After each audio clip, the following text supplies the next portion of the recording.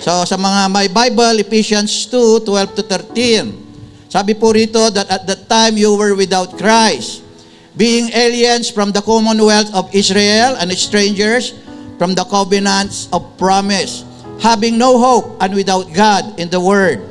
But now in Christ Jesus, you who sometimes were far off are made nigh or are made near by the blood of Jesus Christ. Basa ng Diyos ang salita, kanyang salita, pwede na po tayong maupo. Okay? Handa na po ba tayo? Amen. So ito po yung unang pangangaral ng 2025. Kaya magpaputok tayo. Amen. Sabi po rito, next slide, are you okay? Tanungin mo nga sa tabi mo, are you okay? Okay. If God looks at our heart right now, is it okay? Amen? Kasi ang sabi ng mga mundo, they are okay. May kasabihan nga, sa mundo, laughing or smiling at the outside, but crying in the inside. At napaka-familiar po ito sa mga artista, di ba? Kapag tinanong mo yung mga artista in their relationship, okay ba kayo ni ganito? Sasabihin nila, okay. Mababalitaan mo na lang, hiwalay na pala sila. Hindi pala sila okay. Amen? So pag-aaralan po natin, when are we okay in the sight of our Lord Jesus Christ? Kahapon, napag-aralan po namin sa prayer and fasting na the form, the beauty, and our fulfillment comes from our Lord God. Na nung una ay sa Genesis chapter 1 and 2 at walang anyo po yung mundo. The earth was formless, ito ay void and that darkness covered the earth. Ito po ay nasa kadiliman at naging okay lang po yung mundo nang ang Diyos ginawa niya po nang hugis po yung mundo. Okay? At kanyang beautify, naging beautiful po yung mundo at kanyang pinil yung mundo ng mga buhay. Kaya po may kanta po doon, may kanta na yung God makes all things beautiful. Hindi po ba? Okay? So it is God who can make us okay. Everything will be okay if we are in God. Okay?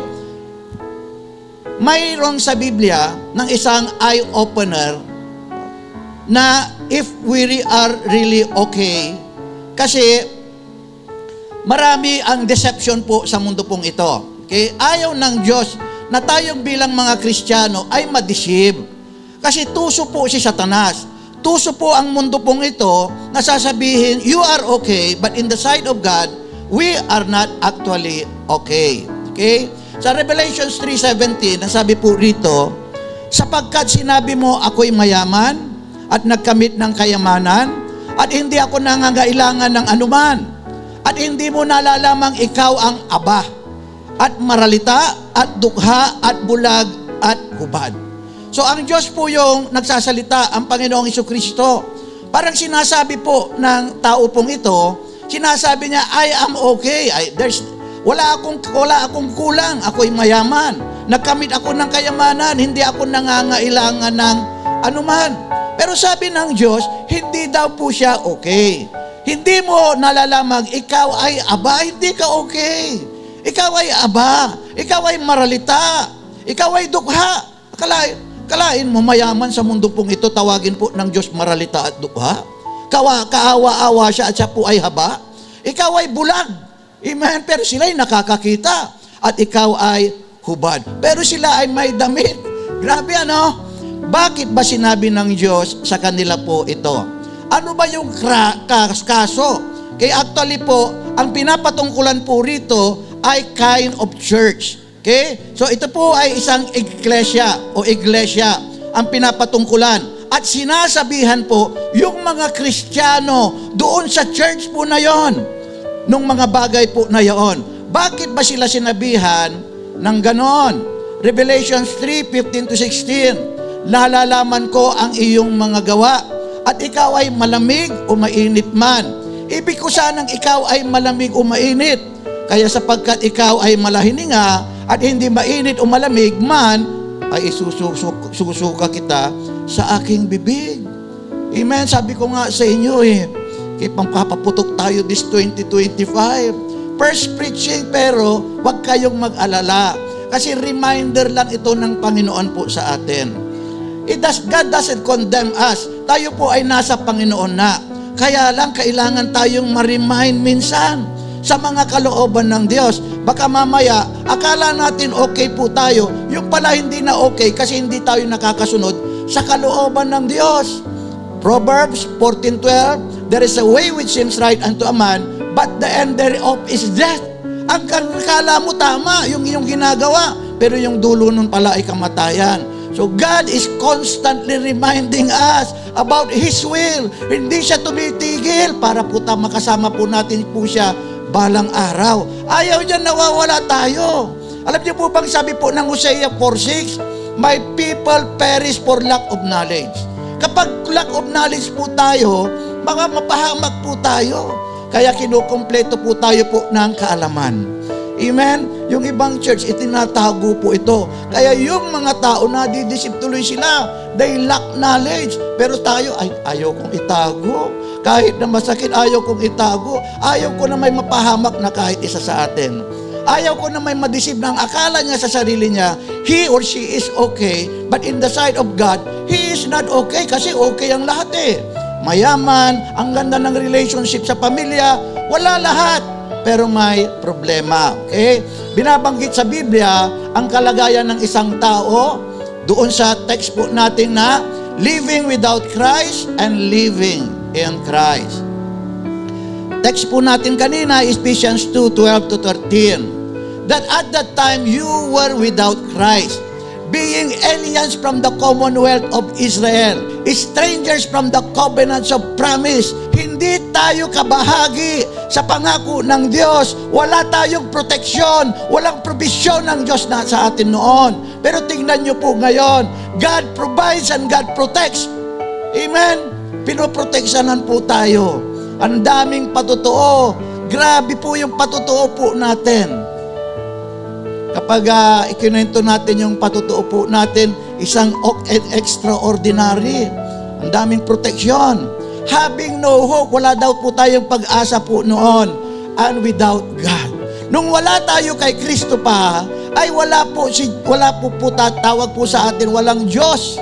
In the Word, iba yung Diyos po natin. May Diyos po tayo, pero binubuhat natin yung Diyos natin. Tinutulungan natin yung Diyos natin. Binibigyan natin ng pagkain yung Diyos natin.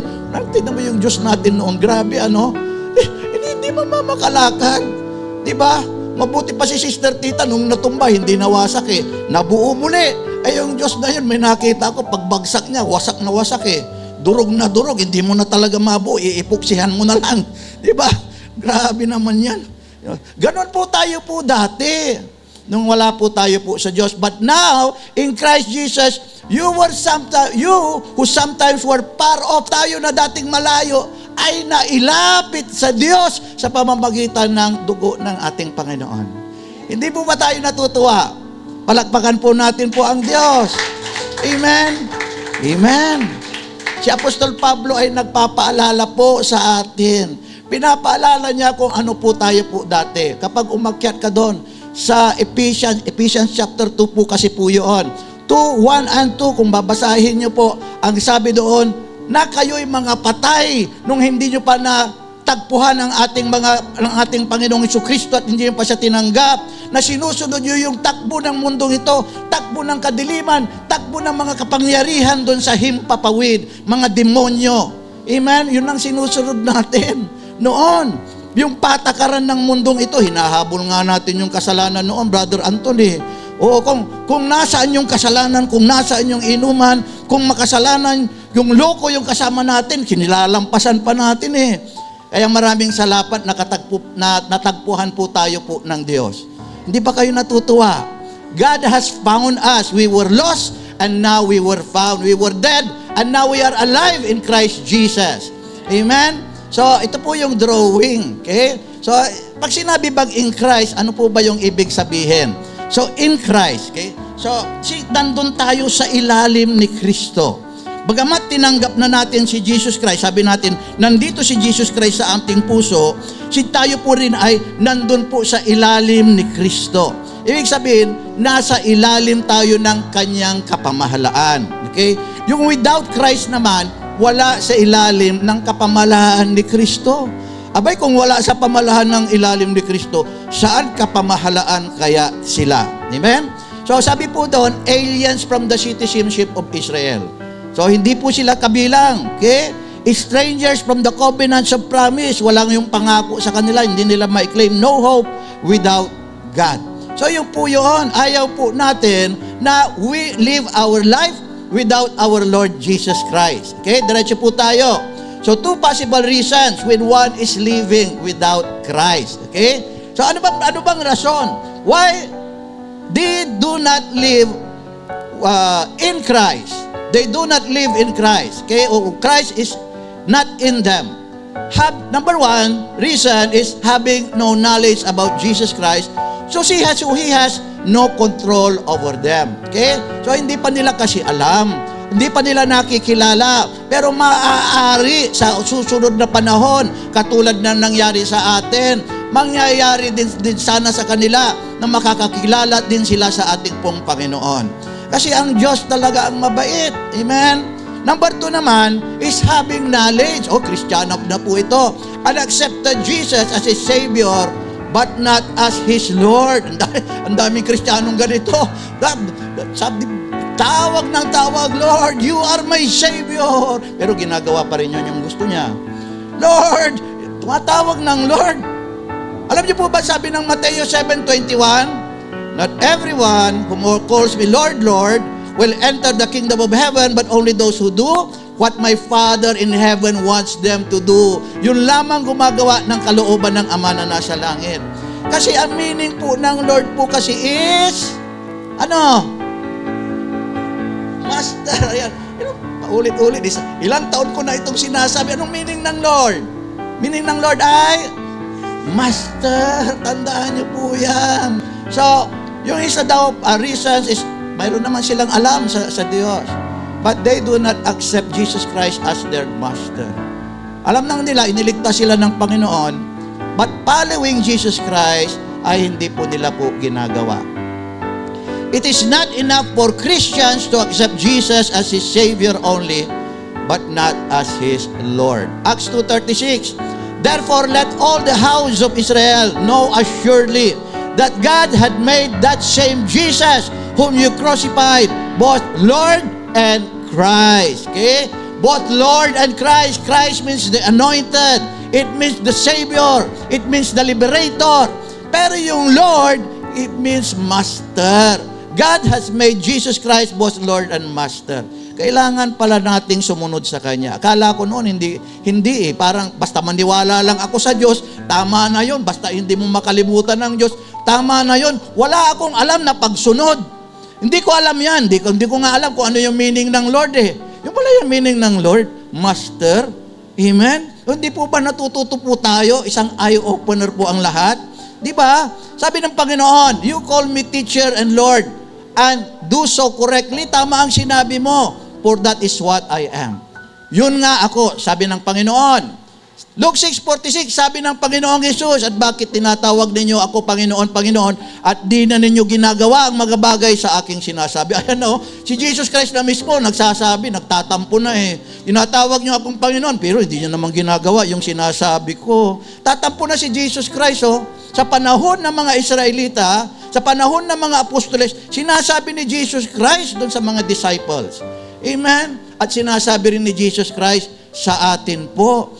We must recognize our Lord Jesus Christ as the Lord of our life. Kailangan siguraduhin natin na He is the Master of our life, not ourselves. Kasi pwedeng master mo yung sarili mo. Yung asawa mo, pwede mong maging master eh. Kapag sinabi ng asawa mo, magka nga atin. Sabi ng asawa mo, parang tigre yung asawa mo. Di ba? Abay, ikaw naman takot na kasi tigasin ka kasi.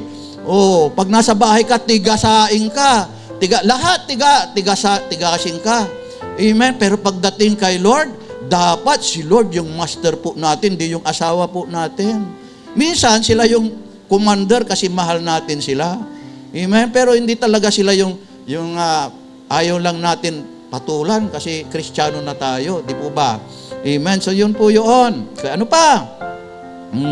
Christians who are not following Jesus Christ is as if they are living without Christ because Christ has no control over them. Ay, Tagalogin natin. Yung mga Kristiyano daw na hindi sumusunod sa Panginoong Hesukristo ay katulad din ng mga tao na wala silang Kristo.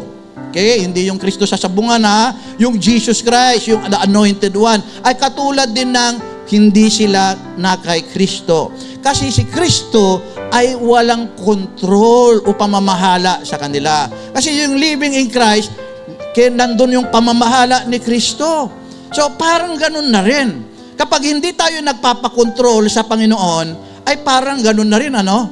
Parang si Jesus Christ, ipinapako natin muli sa ating pong puso. Reasons why some refuses God's control over them. Okay? Bakit ba ayaw nila na pakontrol po sa Diyos? Okay? Katulad ng mayaman. Number 1 is stubbornness. Okay? Ano ba yung stubborn sa Tagalog? Matigas ang ulo. Amen. Kristiyano na matigas pa rin ang ulo. Okay? Jeremiah 7:24. Ito mga Israelita na, matigas pa rin ang ulo eh. Yet they did not obey or incline their ears, but walked in their own counsels, and the stubbornness of their evil ang tawag ng Diyos, evil heart, and went backward and not forward. At sila daw po ay pumunta na paurong at hindi pasulong. Dapat pasulong tayo. Kapag may gera, laban, pasulong tayo. Hindi yung andun yung kalaban, tapos patras yung lakad natin, pasulong po yun. Dapat pasulong po tayo. Yung ating faith, habang tayo ay pumapalaot sa ating pananampalataya, tumataas yung pananampalataya natin. Tumataas po tayo, sister, lumundag ka ba nung New Year? Tumataas dapat tayo yearly. Okay na yung height, kahit hindi tumaas. Pero yung pananampalataya po natin dapat tumataas. Dapat natututo po tayo every Sunday. Ang ganda ng pangangaral po natin, hindi po ba? Amen, nakalain mo, kapag aatin ka ng aatin sa buong isang taon, puspos ka ng karunungan. Anytime Jesus Christ come, kasama natin po siya. So yun po yun. Number 2 reasons. Self-willed. Ang lakas kasi ng will sa kanyang sarili. Okay? But chiefly, them that walk after the flesh. Sila na mga lumalakad ng ayon sa laman, in the lust of uncleanness. Okay? Undespised government. Okay? Yung tawag po ng laman ng kanilang sinusunod. Despised government. Presumptuous are they. Alam niyo po ba, tinignan ko po sa Google, ano may meaning ng presumptuous? Mapangahas. Okay, mapangahas. O kaya naman, mapag-assume. Mapag-assume pa, siguro okay ito sa Panginoon. Hindi na niya inaalam sa Biblia kung okay nga. Basta okay siguro ito. Parang yung sa Genesis chapter 1, sa Genesis chapter 3 na sinabi ng dyablo doon sa babae, sabi ng babae, dyablo doon sa babae, para matukso yung babae. Sinabi ba ng Diyos na huwag mong kakainin yung bunga ng punong kahoy, ng kaalaman at mabuti? Sabi ni Eva, hindi nga daw namin pwedeng kainin sa oras na yun mamamatay ka. Sabi ni Diablo, okay lang yan. Kasi alam ng Diyos na kapag kinain mo, magiging Diyos ka rin. Amen. Sabi ni Diablo, okay lang yan. So, mag-iingat po tayo. Alamin po natin sa salita po ng Diyos ang kanyang kalooban kung okay lang ba talaga. Kasi kung okay lang ang lahat, wala ang kapamahalaan ng Diyos sa atin. Magiging, God is not the God of order. God is the God of order eh. Okay? Self-willed. Okay? Umiiral yung sariling kalooban. Okay? They are not afraid to speak evil dignities. Okay? So ang Panginoong Hesukristo ay siya ang pinaka-example po natin bilang mga Kristiyano kung paano sumunod sa kalooban ng Diyos. Sabi ng Panginoon, nakikita na, alam niya yung cup of sufferings na kanyang dadanasin. Yung latigo ay may tusok-tusok doon sa dulo at sa bawat hampas sa kanyang katawan. Sumasama yung balat pag hinilang ganon. Alam ng Panginoon yung hirap, yung suffering. Pero sabi niya, not my will be done, but your will. Hindi yung kalooban ko. Masakit sa kanya yon. O sinong nasasaktan dito? Lahat tayo. Sinong nahihirapan sa paglilingkod? Ay lahat tayo Ay mas lalo na kami. O may sakit na si pastora kanina, nagluto pa eh. Okay, so there will be fearful consequences when one lives his life without Christ. So when may isang hindi magandang bagay na mangyayari po sa atin kapag humiwalay po tayo po sa Diyos. Okay? Jeremiah 5:6.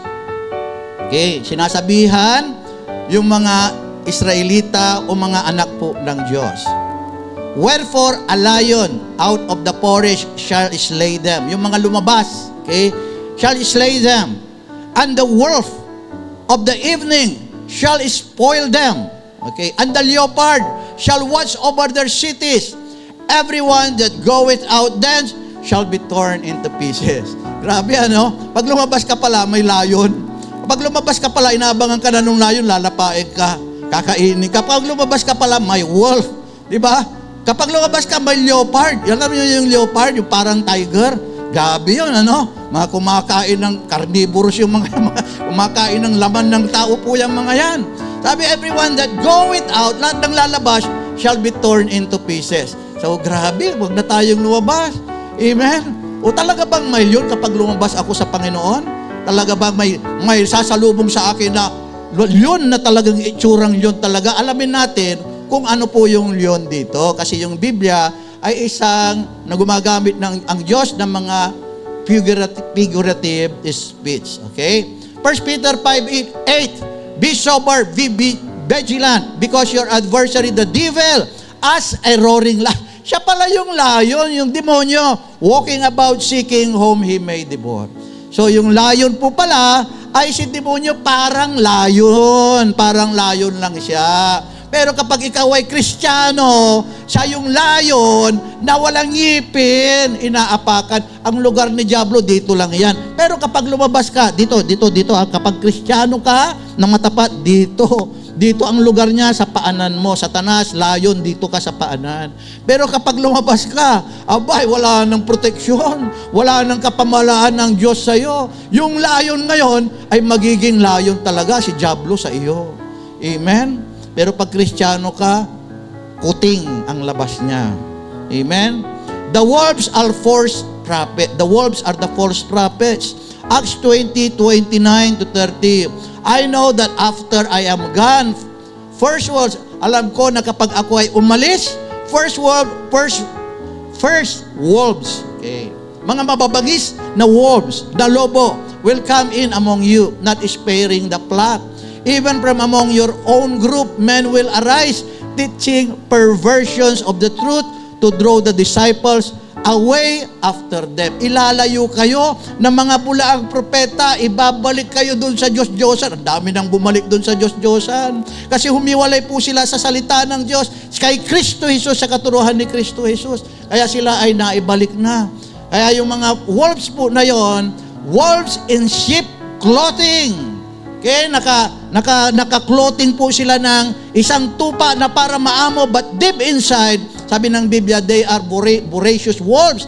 Nagugutom sila na gustong lapain ka na. Amen? Iwawala ka po nila sa tama pong pananampalataya. The leopard is the Antichrist. Malapit na siyang dumating. Revelations 13:2, and the beast which I saw was like leopard, and his feet were like those of a bear, and his mouth like the mouth of a lion. Okay. Leopard na nga siya, lion pa siya. And the dragon, sino yung dragon na yan? Si Satanas. Si Satanas po yan. Gave him his power and his throne and great authority. Binigyan daw po siya ng kapangyarihan para dayahin po yung buong mundo po. Amen. Jeremiah 5:6, everyone that goeth out then shall be torn in pieces. Ayan everyone that goeth out then shall be torn in pieces. O sinong gustong lumabas? Huwag tayong lalabas, huwag nyo nang itaas yung kamay ninyo. Nakikiusap ako, huwag tayong lumabas kay Jesus Christ. Gaano man kahirap, gaano man tayo nasasaktan. Minsan nasasaktan tayo, okay, so pangangaral, minsan nasasaktan. Sa pagsunod, sa kalooban ng Diyos, hindi po, sufferings po yan. Okay, kasi may gusto ka, pero may gusto po ang Diyos. They will make your life here on earth miserable because they know that you are living without Christ until they bring you to hell. Amen? So yung mga lions, yung mga nabanggit po. So they will make our lives miserable. Life without Christ is not okay. Yan po ang title po natin. Life without Christ is not okay. Anong gagawin natin? Okay, what does life in Christ mean, or how does it looks like? Anong gagawin natin ngayon? Life in Christ is imprisoning your life in Him. Sabi ni Apostle Paul, Ephesians 3:1, Paul, the prisoners of Jesus Christ for you Gentile. Siya na mismo, ipinrison niya yung sarili niya. Ayaw na niya na lumabas doon sa pamamahala po ng Diyos. Life in Christ is crucifying yourself with Christ. Apostle Paul ulit, sabi niya, I am crucified with Christ. Pinako ko na yung aking sarili sa ating pong Panginoon Jesucristo. Nevertheless, I live, yet not I, but Christ liveth in me. Bagamat ako'y nabubuhay, ngunit hindi ko na ako ang nabubuhay sa aking sarili, ngunit si Kristo na yung nabubuhay sa akin. And the life which now I live in the flesh, I live by the faith of the Son of God, who loved me and gave Himself for me. Life in Christ is being ready to suffer for Christ. 1 Peter 4:1. So since Christ suffered in the flesh, you also arm yourself with the same attitude. Tayo daw po ay armasan natin yung ating pong sarili sa parehas na ugali na we are ready to suffer for Christ. Okay? Jesus Christ suffered for us. And so we must also suffer for Christ and for righteousness' sake. Okay? So, suffering po yan. Yung pagpunta po rito, sarap pong matulog, hindi po ba? Kaya may napapagitan ka ng dalawang pagpipilian na gustong-gusto mo yung isa, ngunit alam mo na hindi yun ang kalooban ng Diyos. Suffering po yan. Piliin po natin na mag-suffer sa pagsunod po sa kalooban po ng Diyos. Okay? Ano pa? Life in Christ is submitting to the will of the Father. Ito, familiar sa inyo ito eh. Our Father, which art in heaven, hallowed be thy name, thy kingdom come. Thy will be done on earth as it is in heaven. Dinadasal nyo siguro yan. Bagamat, we have relationship to our Father. Sinabi, tatay ko. Tagalog, tatay ko, our Father. God wants us to have relationship with Him. We have a relationship with our Father. Tatay po natin po siya. Pero, we must recognize Him also as our King. Thy kingdom come, may kaharian po siya. Ang kalooban niya yung masunod dapat po sa atin, hindi yung kalooban po natin. Ang layunin ng Diyos ay manatili ang bawat isa sa atin sa Kanyang kapamahalaan. Ayaw niya na may lumabas at mapahamak. Hindi na tayo taga-ibang lupa, kundi mamamayan ng langit. Tagapagmana ng Diyos, kaya't maglingkod tayo sa Diyos. Gaano man kahirap. Siya ang ating proteksyon at gabay sa buhay po na ito.